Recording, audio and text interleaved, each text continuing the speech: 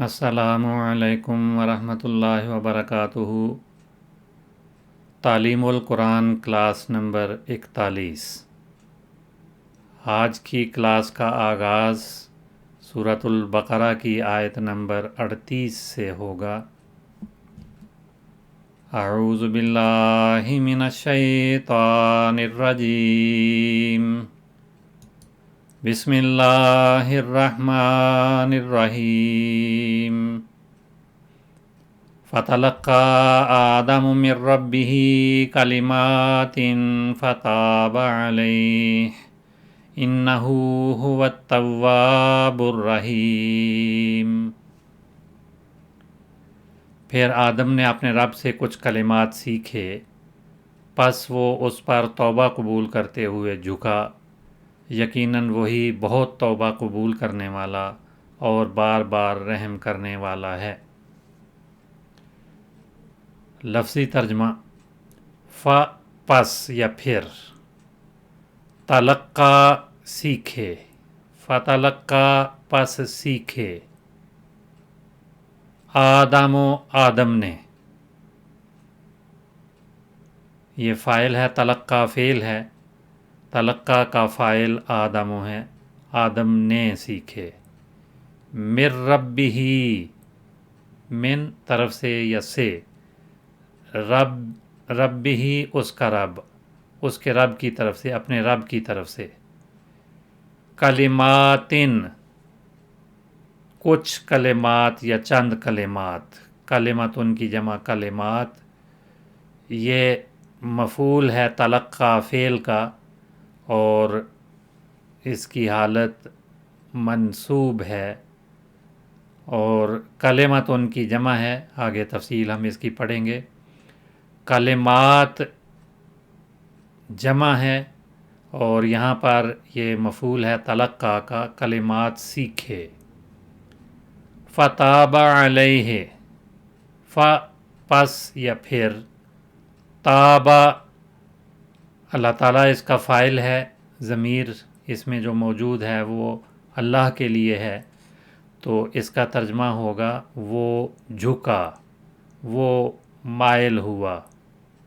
और तौबा कबूल करते हुए झुकना इसमें मफ़हूम है, इसलिए तर्जमा है तौबा कबूल करते हुए झुका। अलैहि उस पर, अला के माने ऊपर या पर और हे ज़मीर है, अलैहि उस पर, और ये ज़मीर हज़रत आदम अलैहिस्सलाम के लिए है। फ़ताबा अलैहि पस वो उस पर तौबा कबूल करते हुए झुका। इन्नहु, इन्ना यकीनन, हु वो, हुवा ये दोबारा ज़मीर आ गई। दोनों ज़मीरें एक ही सीगा है, लेकिन इन्नहु यहाँ पर इन्ना की वजह से मंसूब है और हुवा ये वही वाहिद मुज़क्कर गायब की ज़मीर है जो यहाँ पर मरफ़ू इस्तेमाल हुई है।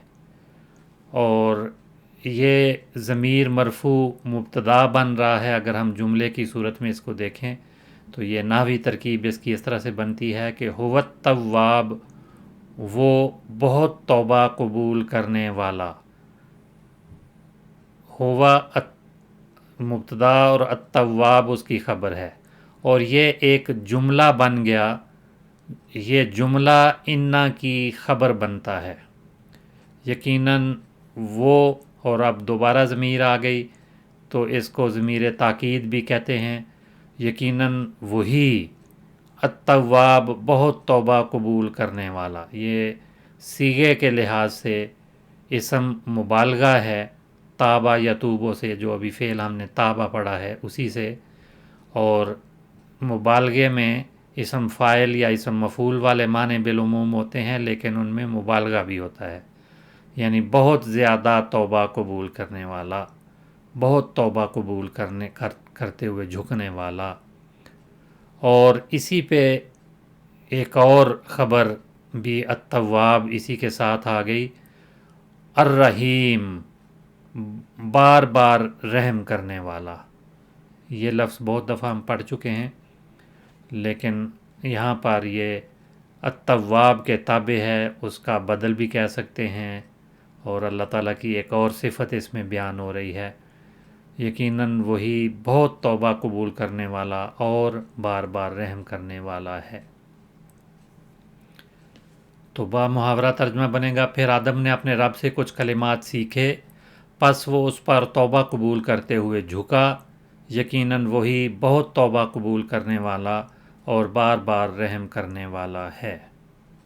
اب ہم تفصیل میں جاتے ہیں۔ فا کے معنی پس یا پھر، یہ حرف ہے، اسے حرف عاطف کہتے ہیں، حروف عاطفہ میں سے ہے۔ حروف عاطفہ کی تفصیل ہم پڑھ چکے ہیں کہ ایسے حروف جو دو الفاظ کو یا دو جملوں کو، ایک جیسے بالعموم وہ جملے ہوتے ہیں، ان کو اکٹھا کرتا ہے، ایک ہی حکم میں داخل کرتا ہے۔ تو یہ یہاں پر حرف عاطف استعمال ہوا، جو پہلے بات بیان ہو رہی ہے اس کے ساتھ اس کو اس حرف کے ذریعے جوڑا گیا ہے، اسی حکم میں اس کو شامل کیا گیا ہے۔ اور یہ جو مختلف الفاظ ہیں یہ اپنے اندر ایک مختلف کیفیت یا مفہوم بھی رکھتے ہیں، اور اس میں تراخی یعنی تھوڑا سا پہلے کام کے بعد جو کام ہو اس کو ظاہر کرتا ہے، تو وہ مفہوم بھی اس میں شامل ہے۔ تو فتلقا پس یا پھر یا اس کے بعد، تلقا سیکھے، یہ فعل ماضی ہے تلقا، اور اس کا فاعل آدم علیہ السلام ہیں۔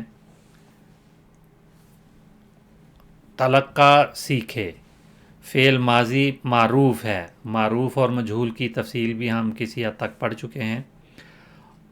تو یہ فعل ماضی معروف ہے اور واحد مذکر غائب کا صیغہ ہے، یعنی پہلا صیغہ گردان میں اگر ہم فعل ماضی کی گردان کریں تو اس میں سے پہلا صیغہ ہے۔ اور جب ہم اس کے مادے کو دیکھتے ہیں تو اس کا مادہ لام کاف یہ ہے، لام کاف یا، اور اس میں دو حروف زائد کیے گئے ہیں، ایک شروع میں تا اور ایک کاف کو ڈبل کیا گیا ہے، تشدید ہے اس پر۔ تو اس طرح سے یہ پہلا صیغہ 5 حروف پر مشتمل ہے۔ جو آخر میں یا ہے وہ اس سے پہلے زبر یا فتح آنے کی وجہ سے الف میں تبدیل ہو جاتا ہے، تلقا اس کو پڑھتے ہیں۔ اور ایک اور قاعدہ بھی میں یہاں واضح کر دوں کہ اس کے اوپر ہم عام طور پہ مد پڑھتے ہیں۔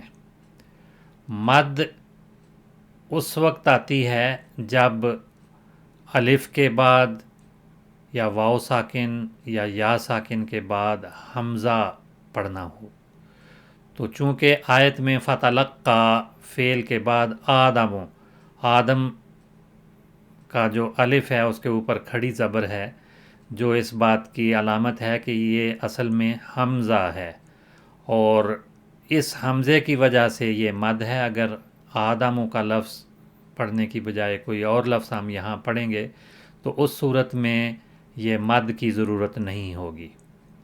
بہرحال یہ ایک قاعدہ ہے، اور ایک اور اصول بھی اسی مد کے حوالے سے میں عرض کر دوں۔ یہ عربی زبان کے بعض قواعد ہیں، اور یہ اگر ذہن میں ہوں تو پھر عربی زبان کو پڑھنا آسان ہو جاتا ہے، اور اس لیے یہ چند باتیں ساتھ ساتھ جو ہیں وہ بار بار دہرائی جاتی ہیں تاکہ اگر ذہن میں یہ ہوں تو عربی پڑھنے میں غلطی کم ہوگی۔ تلقا الف کو ہم نے پڑھا یا سے جو تبدیل شدہ ہے، اور اس کے بعد آدم کا لفظ آیا ہے جس کے شروع میں حمزہ ہے، تو حمزہ متحرک کو پڑھنے کے لیے یہ مد ڈالی گئی ہے۔ اور یہ آپ دیکھیں کہ تلقا فعل ماضی فعل ہے اور ایک الگ کلمہ یا لفظ ہے، اور جب وہ حمزہ جو الف کے بعد یا واو ساکن کے بعد یا ساکن کے بعد آتا ہے وہ الگ کلمے میں ہو تو اس صورت میں چھوٹی ماد پڑھتے ہیں.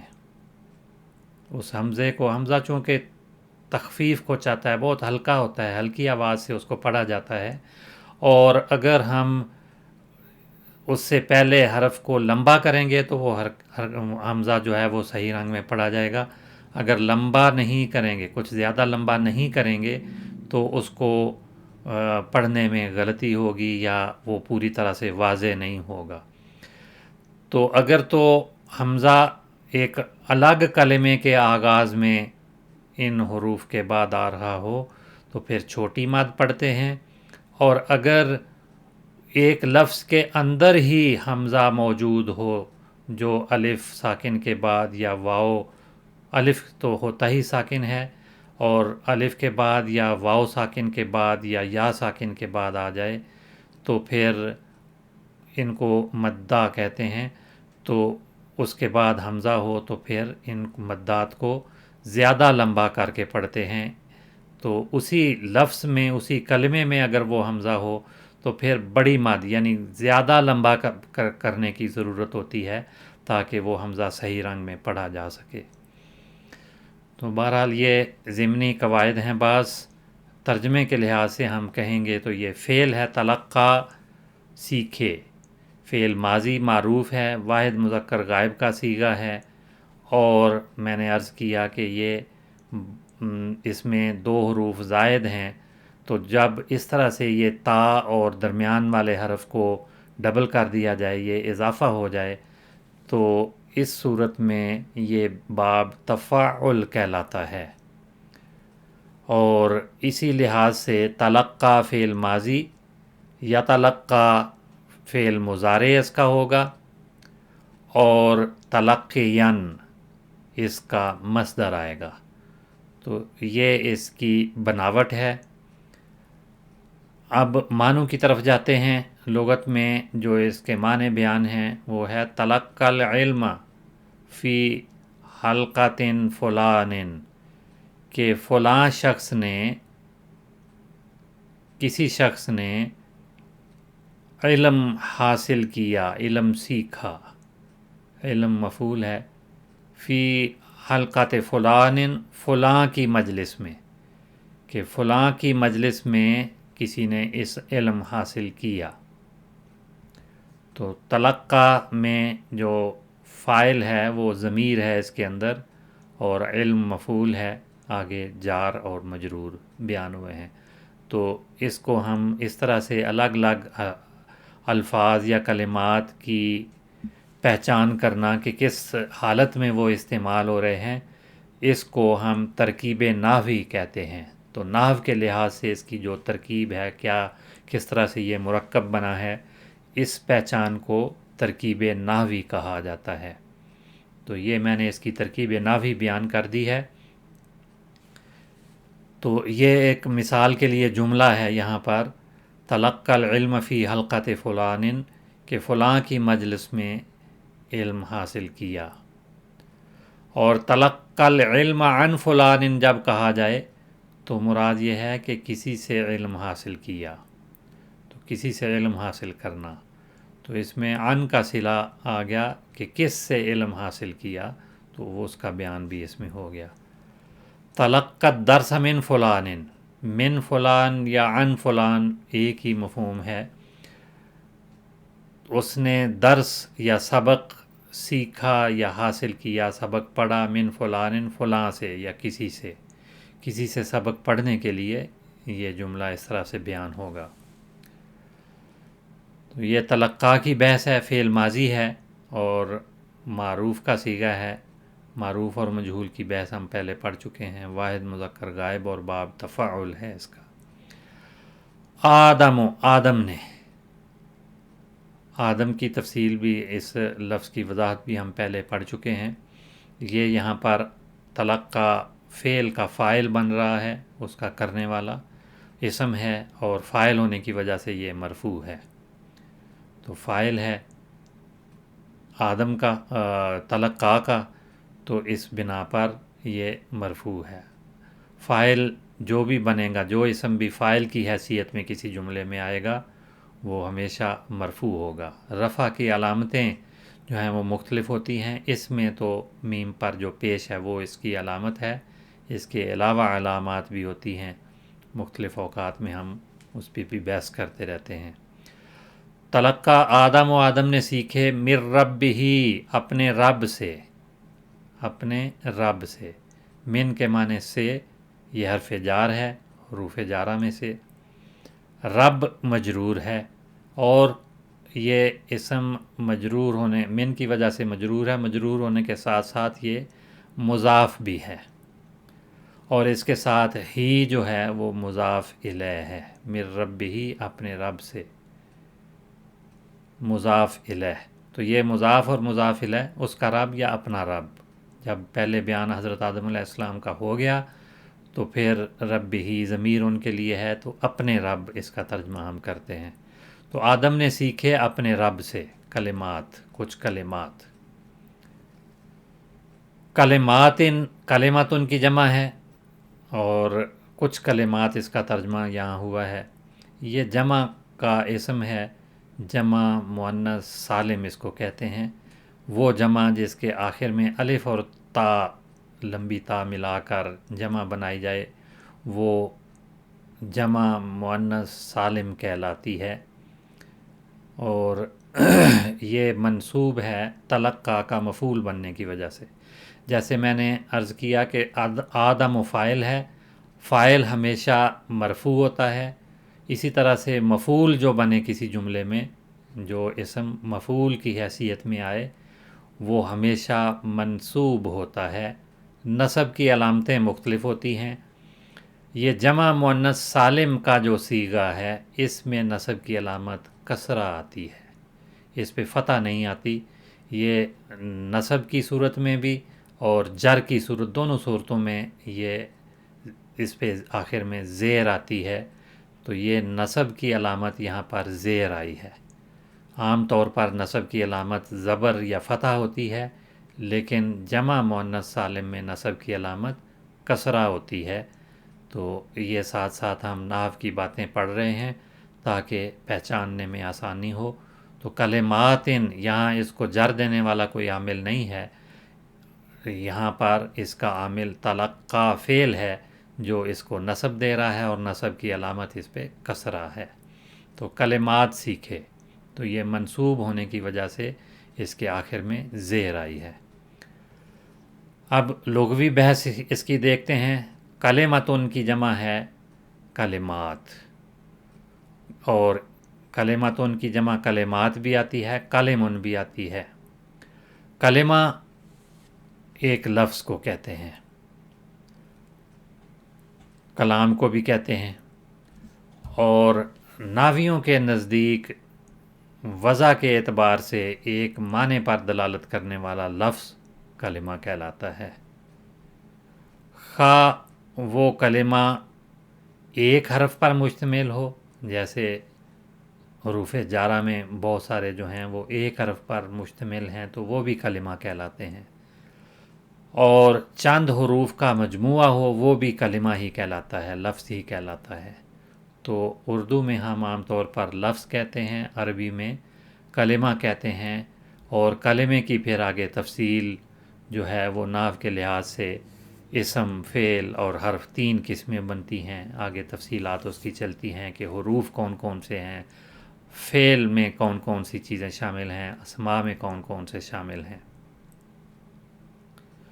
اسی طرح دوسرے معنی کلمہ کے ہوتے ہیں، کلمہ یا کامل المفہوم عبارت، یعنی جملہ وغیرہ، جیسے کلمہ توحید ہم پڑھتے ہیں لا الہ الا اللہ، تو اس میں یہ ایک کلمہ ہے، اور کلمۃ اللہ میں حکم اور ارادہ کا مفہوم اس میں شامل ہے۔ قرآن پاک میں بھی آیا ہے وَكَلِمَةُ اللَّهِ هِيَ الْعُلْيَا، اللہ کا کلام جو ہے یا جملہ یا جو اللہ تعالیٰ نے جو کچھ بھی بیان کیا ہے وہ بلند ہونے والا ہے، بڑی بلند شان والا ہے۔ اسی طرح سے وَكَذَلِكَ حَقَّتْ كَلِمَةُ رَبِّكَ عَلَى الَّذِينَ فَسَقُوا، کلمہ کا لفظ اس آیت میں بھی استعمال ہوا ہے، یعنی اسی طرح سے تیرے رب کا کلمہ، تیرے رب کا کلام سچا ثابت ہو گیا، کن لوگوں پر؟ ان لوگوں پر جنہوں نے نافرمانی کی تھی۔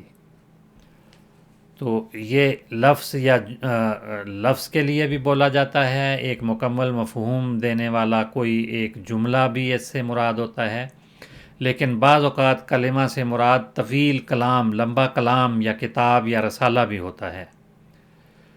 تو طویل کلام، تقریر، خطبہ، مقالہ، قصیدہ، پیغام، ان سب کے لیے بھی کلمہ کا لفظ بولا جاتا ہے۔ فعل جو ہے وہ عام طور پہ کلمہ فعل بیان ہوتا ہے باب تفعیل میں۔ تو کلمہ اس میں عین کلمہ جو لام درمیان والا حرف ہے وہ تشدید کے ساتھ آتا ہے، یعنی دوہرا اس کو پڑھا جاتا ہے۔ تو کلمہ کے معنی ہے اس نے کلام کیا، مخاطب کسی سے ہوا۔ کلمہ ہو تکلیماً، اس نے اس سے کوئی خطاب کیا، اس کو مخاطب کیا، اس سے کلام کیا۔ تو کسی سے خطاب کرنا، کسی کو مخاطب بنانا، کسی سے بولنا، کلام کرنا، یہ کلمہ کے معنی ہیں۔ اور کلمہ کے ایک معنی جو ان معنوں سے ہٹ کے ہیں وہ یہ ہیں کہ کسی کو کاٹ لینا یا زخمی کر دینا، بہت زخمی کرنا۔ اسی لحاظ سے اس سے اسم فاعل بنتا ہے متکلم۔ ہم بار بار کہتے ہیں یہ گردان میں متکلم کا صیغہ ہے، آخری دو صیغے جو گردان 14 صیغوں کی گردان ہوتی ہے فعل ماضی میں، فعل مضارع میں، ان میں آخری دو صیغے متکلم کے کہلاتے ہیں۔ اور متکلم کے صیغے جب ہم پڑھتے ہیں تو ان میں مذکر مؤنث دونوں شامل ہوتے ہیں۔ اسی طرح سے جمع کا صیغہ ہی اس میں آتا ہے، تثنیہ کا صیغہ الگ سے نہیں آتا۔ تو اس لحاظ سے باقی جو غائب اور حاضر کے صیغے ہیں وہ تو 6 بنتے ہیں، اور متکلم میں صرف 2 صیغے ہی بیان ہوتے ہیں۔ تو متکلم اسم بنتا ہے، اس کے معنی بنتے ہیں کلام کرنے والا، گفتگو کرنے والا۔ تو کلام کنندہ یا گفتگو کنندہ متکلم سے مراد ہوتا ہے۔ اور متکلم کی ایک اصطلاح بھی استعمال ہوتی ہے کہ دین کے موضوع پر جو شخص کلام کرے یا علم کلام کا ماہر ہو وہ بھی متکلم کہلاتا ہے۔ اور اس کے معنی جو کاٹنے کے بیان ہوئے تھے وہ بھی اس کے معنی بیان کیے جاتے ہیں۔ اس سے اگر ثلاثی مجرد کا صیغہ لیا جائے تو کلمہ یکلمو اور یکلمو دونوں طرح سے فعل مضارع آتا ہے، یعنی نصر ینصر اور ضرب یضرب دونوں ابواب کی بحث شروع کی کلاسز میں ہم پڑھ چکے ہیں۔ تو دونوں ابواب میں یہ مادہ استعمال ہوتا ہے، اور مصدر اس کا کلمن یعنی زخمی کرنا، ہوا مکلومن یعنی جو اس سے اسم مفعول بنے گا، جس کو زخمی کیا گیا وہ مکلوم بنے گا، اور کلیم بھی مفعول بنتا ہے۔ اور کلیم کی جمع کلمہ، کلیم کے معنی مختلف بنیں گے۔ ایک تو یہ کاٹنے یا زخمی کرنے کے لحاظ سے زخمی شخص کو کلیم کہتے ہیں، لیکن کلام کرنے کے لحاظ سے کلیم کے معنی بنتے ہیں ہم کلام یا بات کرنے والا، یا کسی کی نیابت میں گفتگو کرنے والا۔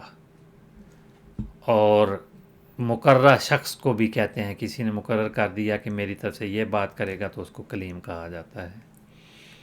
حضرت موسیٰ علیہ السلام کا لقب بھی کلیم کہلاتا ہے کہ اللہ تعالیٰ سے وہ ہم کلام ہوئے، اور اس میں مراد یہ ہے کہ بہت زیادہ ہم کلام ہوئے، ورنہ ہم کلام ہونے کے لحاظ سے تمام انبیاء کلیم ہیں، لیکن جہاں یہ شک شبہ دشمنوں کی طرف سے کیا جاتا ہے کہ کوئی کسی شخص پر الہام نہیں ہوا تو اس موقع پہ اس کا جواب دینے کے لیے اللہ تعالیٰ اس کا نام ہی رکھ دیتا ہے، جیسے حضرت موسیٰ علیہ السلام کا نام کلیم اللہ رکھا گیا ہے۔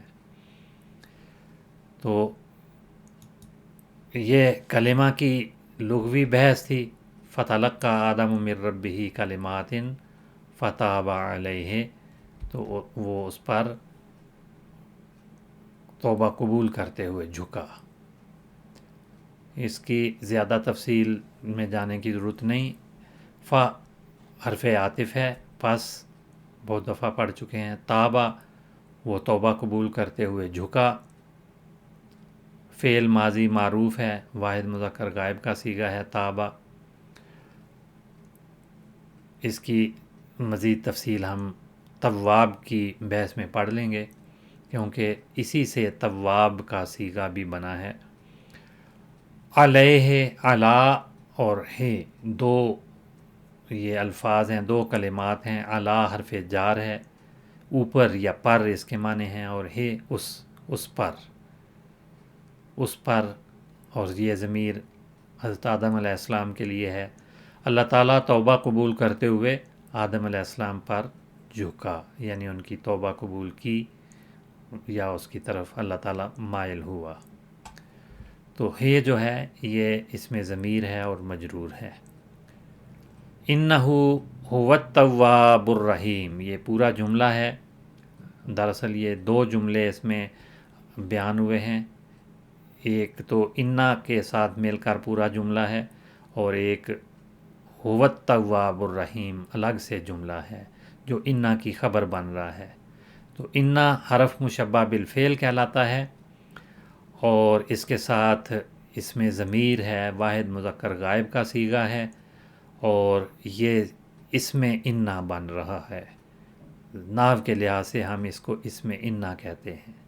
هو التواب الرحیم یہ الگ سے ایک جملہ ہے جو انا کی خبر بنتا ہے۔ تو انا حرف مشبہ بالفعل مبتدا اور خبر پر داخل ہوتا ہے، تو مبتدا کو اس کا اسم اور خبر کو اس کی خبر کہتے ہیں۔ یہ تفصیل ہم پہلے پڑھ چکے ہیں۔ ہوا یہ بھی اسم ضمیر ہے، واحد مذکر غائب کا صیغہ ہے، لیکن یہاں رفع کی حالت میں آیا ہے مبتدا بننے کی وجہ سے، اور التواب اس کی خبر ہے۔ تو یہ اسم مبالغہ ہے صیغے کے لحاظ سے، اور اسم فاعل کے معنی دینے والا اسم مبالغہ ہے، بہت توبہ قبول کرنے والا، اور یہ ہوا کی خبر ہے اور مرفوع حالت میں بیان ہوا ہے۔ تو یہ جملہ ایک بن گیا هو التواب، اور یہ جملہ جو ہے یہ انا کی خبر بن رہا ہے۔ تو اس میں انا تو ہمیشہ منصوب ہوتا ہے اور خبر انا مرفوع ہوتا ہے۔ تو یہاں پر هو التواب جو جملہ ہے، جملے کی اگر حالت ہم دیکھیں تو اس کے بھی اعراب ہوتے ہیں، تو یہ جملہ مرفوع استعمال ہوا ہے۔ تو مبتدا ہوا جو ہے مبتدا مرفوع ہے، اور جملہ جو ہے وہ انا کی خبر مرفوع ہے۔ التواب بہت توبہ قبول کرنے والا، یہ تابہ یتوبو سے بنا ہے۔ تابہ الا، یہ یاد رہے پہلے بھی اس کی بحث ہم کچھ پڑھ چکے ہیں، یہ انسان بھی اس کا فاعل ہوتا ہے اور اللہ تعالیٰ بھی اس کا فاعل بنتا ہے۔ دونوں جگہوں پہ معنی مختلف ہو جاتے ہیں، ایک جیسے نہیں ہوتے بالعموم۔ تو تابہ الا، تابہ علا، تابہ عن، یہ اس کے ساتھ تین صلے بھی مختلف معنی دینے کے لیے پیدا کرنے کے لیے استعمال ہوتے ہیں، اور فعل مضارع اس کا یتوب آتا ہے۔ فعل امر اگر بنائیں تو تب بنے گا، اور توبن، توبتن، متابن، تابتن، یہ اس کے مختلف مصادر آتے ہیں۔ اس کے معنی بنتے ہیں توبہ کرنا، گناہ سے باز آنا، اور اسے اسم فاعل تائب بنتا ہے، فلاں تائب ہو گیا، اور التواب بھی اس کا اسم مبالغہ بنتا ہے۔ اب چونکہ وقت ختم ہو رہا ہے اس لیے آج کی کلاس اسی پہ ہم ختم کرتے ہیں، بقیہ حصہ انشاءاللہ تعالی اگلی کلاس میں. اب اجازت چاہتا ہوں. السلام علیکم ورحمۃ اللہ وبرکاتہ.